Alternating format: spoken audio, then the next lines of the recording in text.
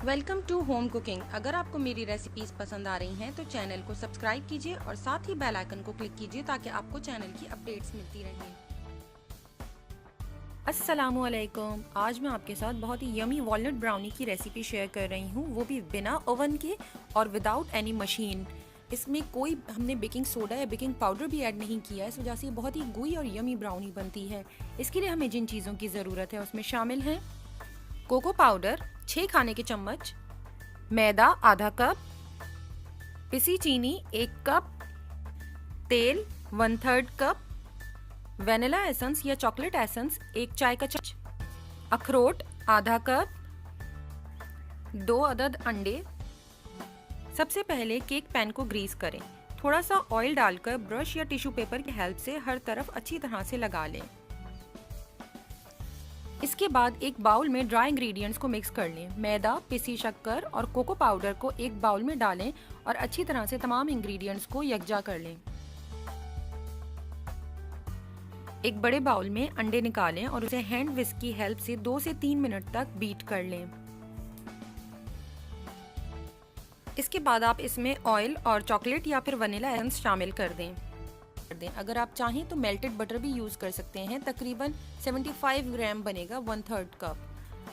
अच्छी तरह से मिक्स करने के बाद इसमें ड्राई इंग्रेडिएंट्स शामिल करें। थोड़ा सा ड्राई इंग्रेडिएंट सेपरेट रख लीजिएगा। ड्राई इंग्रेडिएंट्स को भी बैटर में अच्छी तरह से मिक्स कर लें।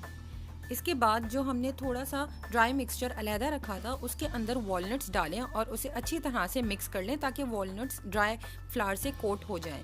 ये हम इसलिए करते हैं ताकि जितने भी नट्स हम शामिल कर रहे हैं वो नीचे बॉटम में जाकर बैठ ना जाएं। इसलिए जब भी आपको कोई भी नट्स या अशरफियाँ या जो भी चीज़ आपको केक में ऐड करनी होती है उसे थोड़ा सा ड्राई फ्लावर में कोट कर लिया करें। इसके बाद आप अपने बैटर में उसे ऐड करें। तमाम इंग्रेडिएंट्स को स्पैचुला की हेल्प से अच्छी तरह से मिक्स कर लें। ये बैटर नॉर्मल केक बैटर्स की तरह से रनी नहीं है। आप देख सकते हैं कितना थिक बैटर बना है। तमाम चीज़ों को अच्छी तरह से मिक्स करने के बाद पैन में डालें और अगर चाहें तो टॉप पर थोड़े से अखरोट भी शामिल कर सकते हैं, वो प्रेजेंटेशन में थोड़ा सा अच्छा लगता है। इसके बाद आप इसे अगर ओवन में बेक करना चाहते हैं तो 180 डिग्री पर 30 मिनट्स के लिए इसे बेक करें।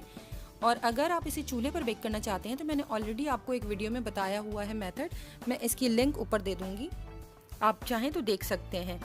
मैंने इसे चूल्हे पर ही बेक किया है पतीले के अंदर। एक बड़े साइज़ की पतीली को मैंने 10 मिनट तक प्री हीट किया है। इसके बाद मैंने केक पैन अंदर डालकर इसे कवर किया और तकरीबन 20 से 25 मिनट में ये रेडी हो गई है।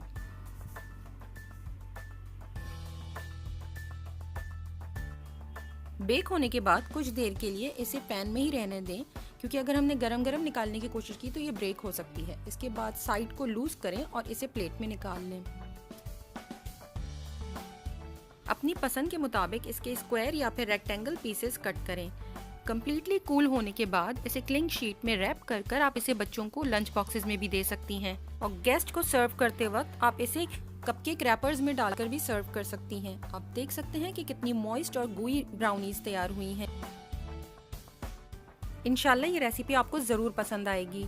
अगर आपको ये रेसिपी पसंद आए तो प्लीज़ लाइक, शेयर और मेरे चैनल को सब्सक्राइब करना ना भूलें। Thank you.